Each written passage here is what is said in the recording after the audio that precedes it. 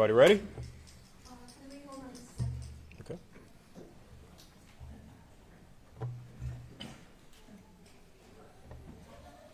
You take your time.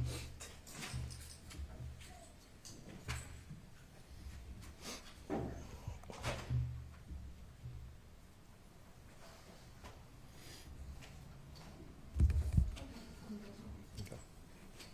Just waiting on one more, and we'll get started.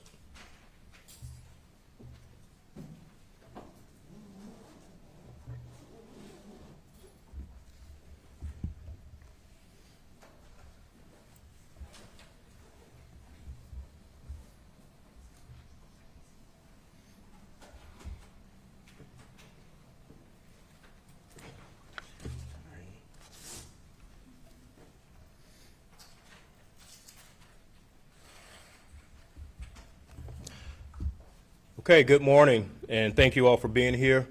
I am Assistant Police Chief Antonio Gilliam, and we are here this morning to discuss a recent illegal street takeover racing event that occurred this past Saturday night. I want to begin by recognizing the representatives of various agencies that are up here today that worked in collaboration with us in our most recent effort to stop illegal street racing. As you all know, these races can have a starting line in one jurisdiction, and they can have a finish line in another jurisdiction. That is why it is an imperative for us to have the communication and the collaboration that we have here in Pinellas County. So from the Pinellas County Sheriff's Office, Captain Allison Henry. From the Pinellas Park Police Department, Captain Adam Geisenberger. From our Florida Highway Patrol, Sergeant Steve Gaskins. I want to also recognize St. Petersburg Police Chief Anthony Holloway for his leadership, and from our agency, Lieutenant Terry Nagel and Sergeant Michael Shade, who's here to our left. Lieutenant Nagel and Sergeant Shade were instrumental in the planning and execution of this operation. Let's take a moment to first go back to recent history of street racing within our city. On January 29th of this year, just after midnight, there was an illegal street racing event that occurred at 109th Avenue North and 28th Street North. Officers that arrived that night described the scene as one of the most horrific scenes they've ever seen. A 13-year-old, Ethan Martin, will lose his life while attempting to cross 28th Street during a street racing event. One would hope that such a tragic incident would serve to deter future illegal street racing. We hope that a 13-year-old's loss of life will be enough of a wake-up call to people that engage in this behavior. The agencies standing here today and other agencies throughout Pinellas County and Tampa Bay, as well as the entire state of Florida, have engaged in ongoing educational efforts and warnings against street racing. We hope that through those efforts and through prior tragic events, that the desire to engage in these activities would dissipate. Turns out that is not the case, because this past Saturday night on April 22nd through Sunday morning, our agencies were made aware of a so-called street takeover. With every available resource at our disposal, law enforcement responded in our most aggressive manner to date. The results of our operation on Saturday night are absolutely staggering. 69 people were arrested. Many, if not most, were not even residents of Pinellas County. Those 69 arrests were comprised of 57 misdemeanor arrests and 12 felony arrests. There were 74 citations that were issued. 23 suspect vehicles were taken and impounded in connection to this activity. Just so everyone is aware, whenever an owner is the driver or occupant of one of these vehicles during a street racing event, we can take that vehicle for 30 days. The owner is responsible for paying the towing and storage fees, which can often amount into the thousands. Included in the arrest on Saturday night was a couple that brought their 1-year-old and 3-year-old to this event. As we have reminded people before, it is illegal to be a spectator of these events as well as a participant. The parents from Saturday night that brought their 1-year-old and 3-year-old were charged with child endangerment, which is a felony. Some of the felony arrests range from fleeing and eluding to child endangerment. There were misdemeanor charges of obstruction and street racing. In conclusion, we ask all of you to help us continue to get the word out. We are a zero-tolerance city. We are a zero-tolerance county. And in Tampa Bay, we are zero tolerance. We strongly suggest those of you that have engaged in this activity and might have plans to do so in the future, that you find a legal, more safe activity, because this activity will land you in jail or in prison. Before we go to questions and answers, we have a short video clip that we want to show you all. In this video clip, pay close attention. You will see how one person was almost hit as cars were doing donuts.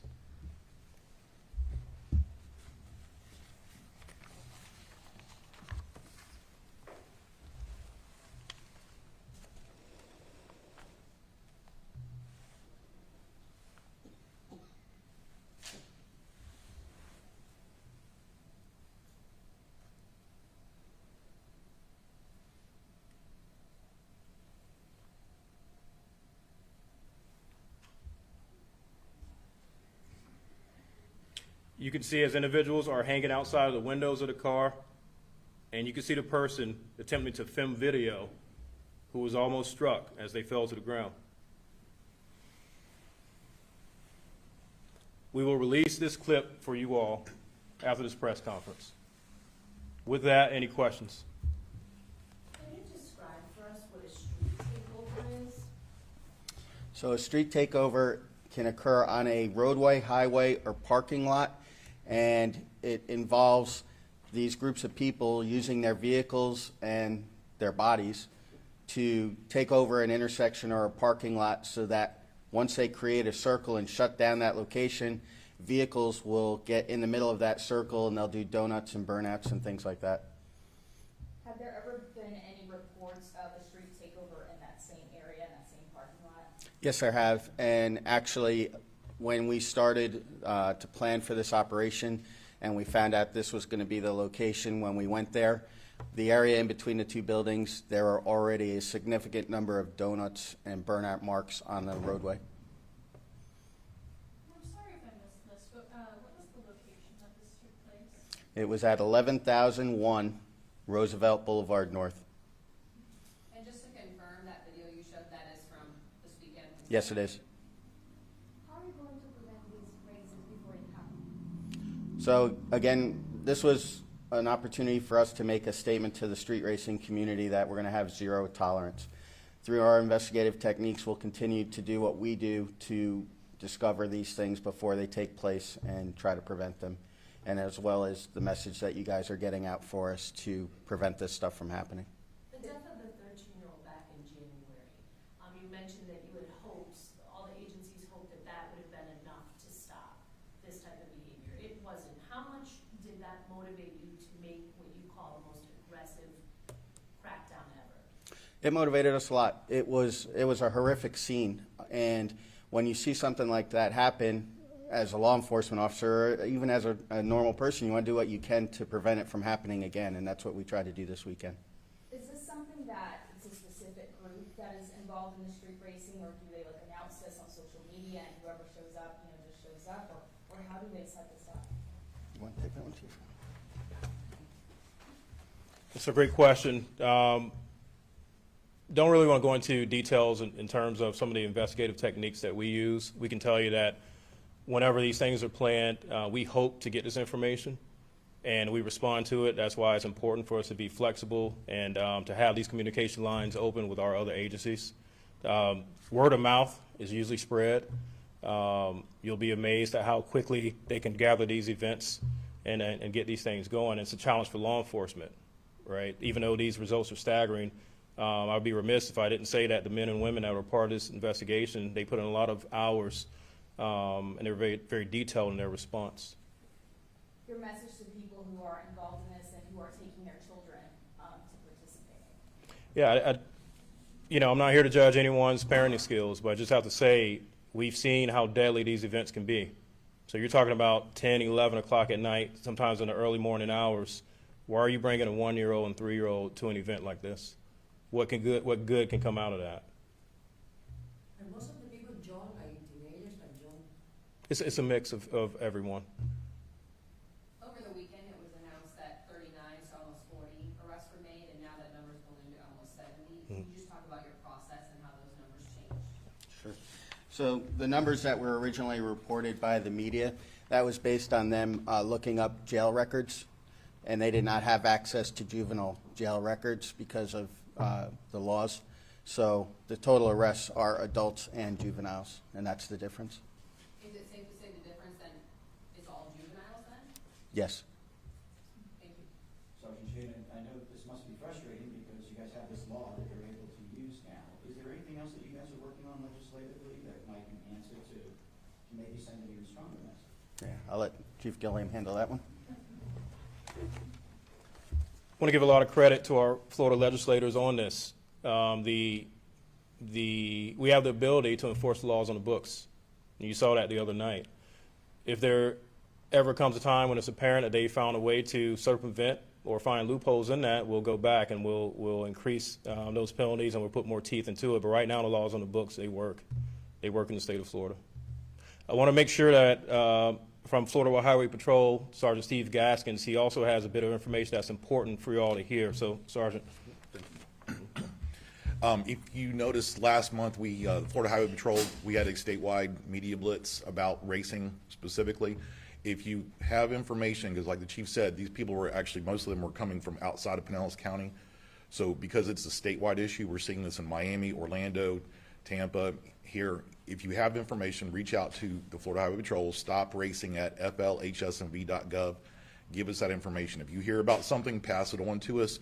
So we, as a statewide law enforcement especially, can team with our partners here to prevent this from happening so we don't have tragedies, and so we don't have people losing their car for 30 days. We want to prevent this in advance if possible, so give us that information. All right, thank you. Is this racing going on, is money being a motivator, or is it just fun? It could be a combination of all of that. It could be fun, it could be money, it could be boredom. Who knows? So you said they went from here, the majority of the people went from here, where were they from? People travel all over the state to different locations across the state. So it's really a network. Now, can you say half of these people arrested were juveniles? About Approximately, yes. So again, the difference between the 41 and 69 is juveniles. Thank you all. Thank you.